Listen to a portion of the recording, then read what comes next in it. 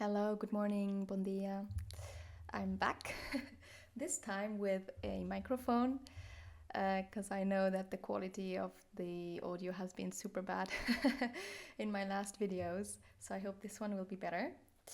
And I have a new topic that I would like to share, which is also a topic that has been with me my whole life and came up again this past weekend. And I have been doing a lot of internal work and would like to share my experiences about it or with it. And the topic is fear of success. And I think we hear this a lot of times and don't really understand what it means, because how can someone be afraid of success, right? We all strive for it, we all work for it, I think. And many of us are also just trying and trying and trying and don't know why it just never happens, as if something invisible holds it back from us. And we also know that this is subconscious and linked to childhood traumas, but I don't think I've ever heard a video or someone talk about it in more detail, or just like how this could look. Everyone brushes just over it being a childhood trauma and that it needs to be released. Um, but I want to actually share my experience today, and perhaps you will find similarities, um, and a way that it gives you more clarity on how to clear it, or even dig for the trauma, because most people don't even know like what the fear behind is, or like what where it stems from. And sometimes it requires a little bit of digging before we find out and then are able to release it. So, um, okay, and then I have some notes here if you're wondering why I look down. But success is something that we all define differently. And what I'm talking about today is the internal success. Um, in my life, I have um, had some sort of success, but it was mostly outward success. So when it comes to career, I have built two businesses so far, or co-founded two businesses, and those businesses experienced, or I've experienced some sort of success with those businesses. Um, but I was still unfulfilled. So it didn't feel like success for me. And the reason why I was able to have this outward success was that I was hiding, or was able to hide behind the businesses. So I didn't have to show my full self um, publicly, and which made it easier for this outward success to happen. But I still didn't feel seen and heard, and like I shared my true, authentic self with the world. So there was still some sort of lack, or like not really feeling successful. And yeah, so my success I would define as me being able to fully show myself as my true, authentic self to the world, and yeah, kind of be seen and appreciated for who I am and not for what my business is. And as you can tell, my fear of success is actually the fear of being seen completely, and the fear of having to show my true authentic self. And which is why I actually started recording these videos, because I wanted to practice how it feels to just share vulnerably and yeah, just to not know who's going to see this and how people are going to receive it, but just sharing. Okay, and so then I want to actually dive into how I was like growing up. I was never able to share completely who I am and what I stand for and my thoughts. And I was about 4 or 5 years old when this event happened, and it was an event that you could label child abuse within the family.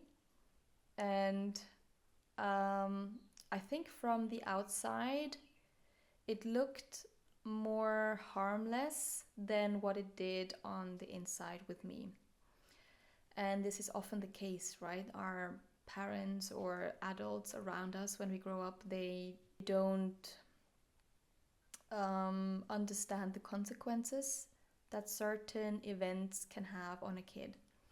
So with that specific event, the seed was planted that if I set my boundaries, I wouldn't receive love.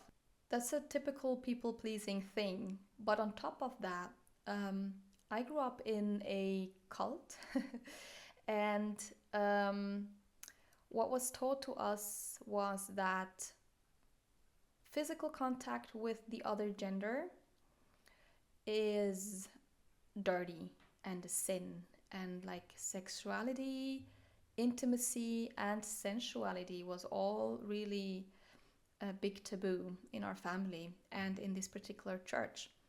So when this event happened at 4 years old, I not only couldn't I say no and set my boundaries, but on top of that, I judged myself as being dirty and rotten and impure because of what happened.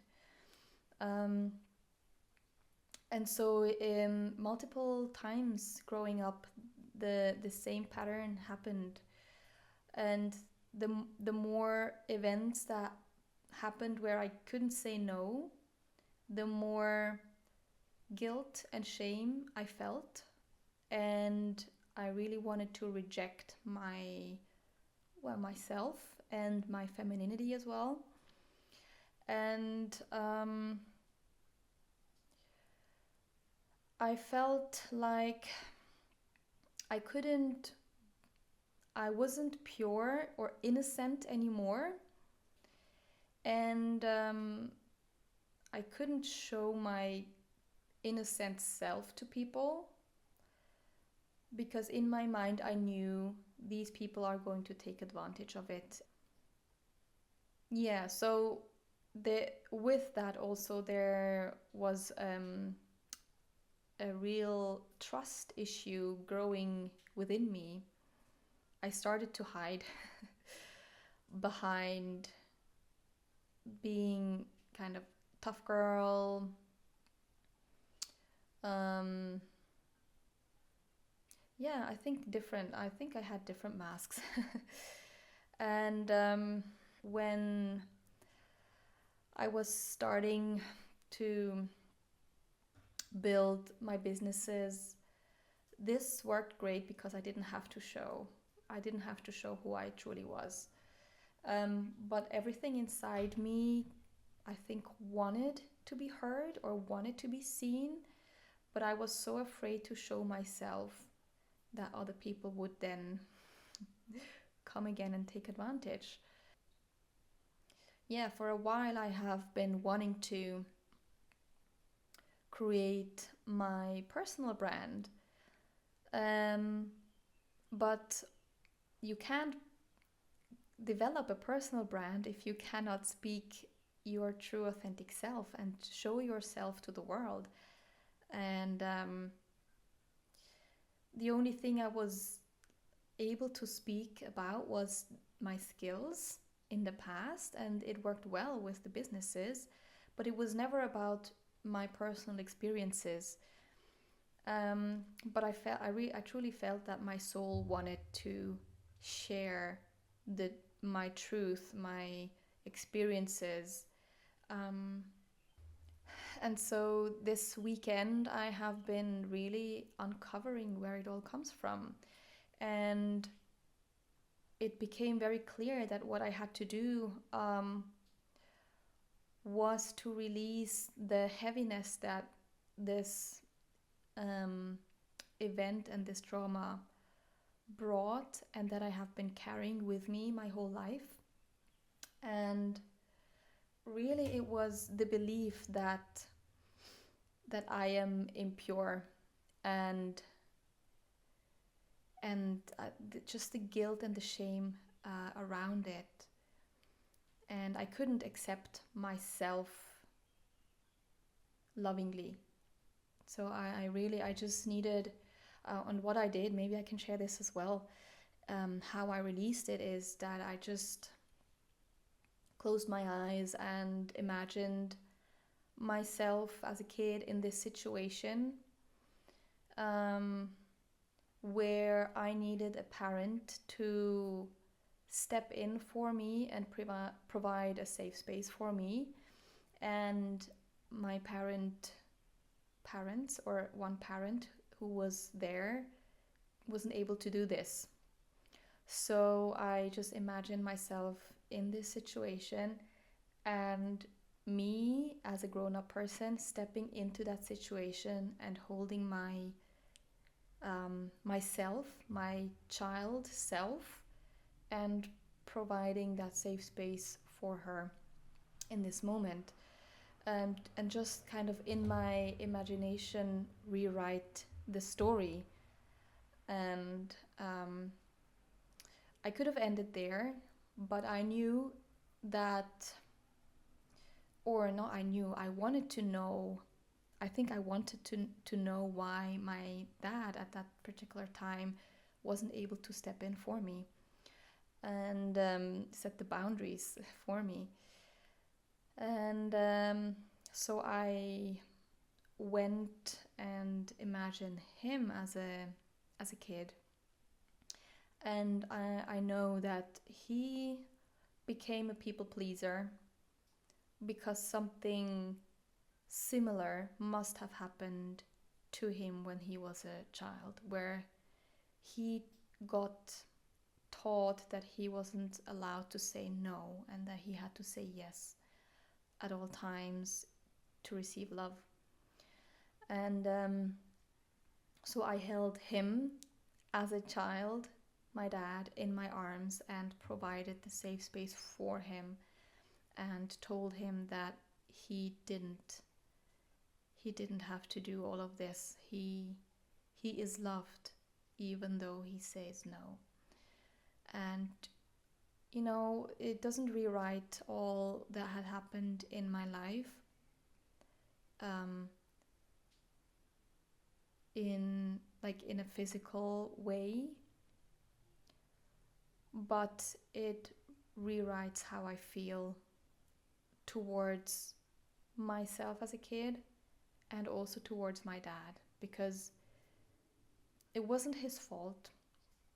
Um, because what happened, it was a third person that invaded my space, and he couldn't say no to that third person. He couldn't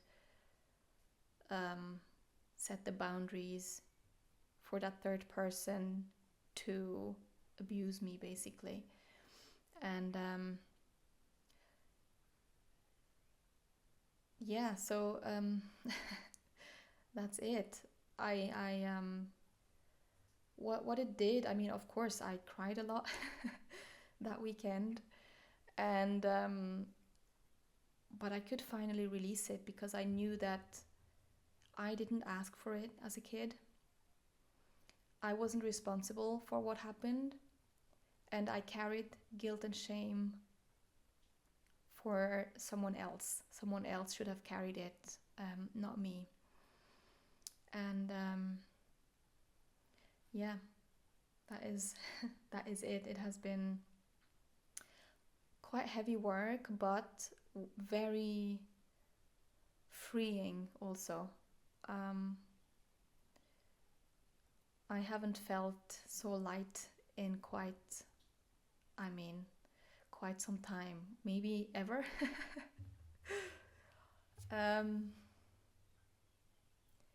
yes, and I can look at this incident now and understand what happened from an outside perspective, and I don't feel this weight anymore. Whereas before, every time this thought popped up, I was pushing it back and didn't want to think about it. And it is freeing when you can finally look at it and not be affected by it in any negative way. Okay, and I think at the very last, I want to quickly go through some main fears that may help you detect your personal fear of success. And these fears I have learned from a book written by George Meyer. I think he's a German author. I read it in German.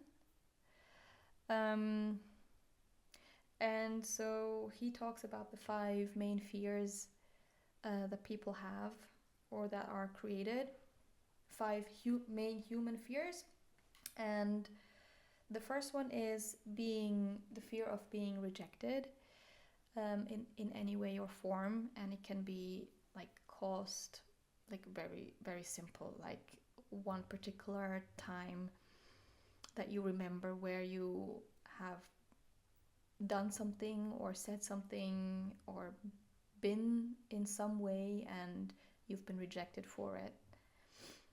And then I won't go too much into detail. I just want to highlight the 5 different fears so you have insight or maybe more clarity why what's holding you back, right? So second fear is the fear of not enough, and that can mean of not being enough but also of not having enough. So it's this whole lack mentality, lack and victim mentality. This has been a biggie for me as well. Yeah, so never enough, never being enough, never getting enough. So do I need to say how it can be caused? Let me see. Okay, yeah. It can be caused by being abandoned or left behind. So it's not exactly the same energy as being rejected, because being rejected is like an active act of someone turning you away or rejecting you. But then the not good enough is a different energy. It's more like forgotten about you. Someone has left you behind or forgotten about you, or maybe even abandoned you. Yeah, so it's a little bit a different energy but very similar still. And so the third fear is the fear of being controlled or losing control. And that this has been the main fear that I have been releasing this weekend. Where and it can be created, this fear, by having been seduced, abused, manipulated, and betrayed, right? And then the fourth fear is fear of being hurt or humiliated. And this one originates by humiliation. It can also be something as simple as being forced to do something that you don't want to do openly. Actually, you know what?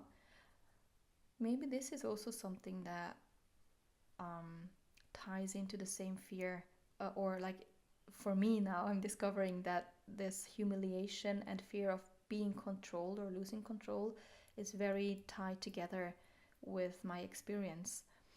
Um, yeah, being forced to do something as a child, and that causes humiliation in a way. Okay, and then the last fear is fear of letting go or doing something wrong. And this one, according to the book, originates from a disconnection with one's own sexuality and heart based love, or having experienced rejection in these areas. So, and I think um, maybe, and most of the times, it's not even one fear that we have to detect, because I see like of these five fears, so many tick I can tick off for myself, that have been caused in one singular moment. And you may also have like multiple of these fears that you want to work through. And actually, maybe I will share some um,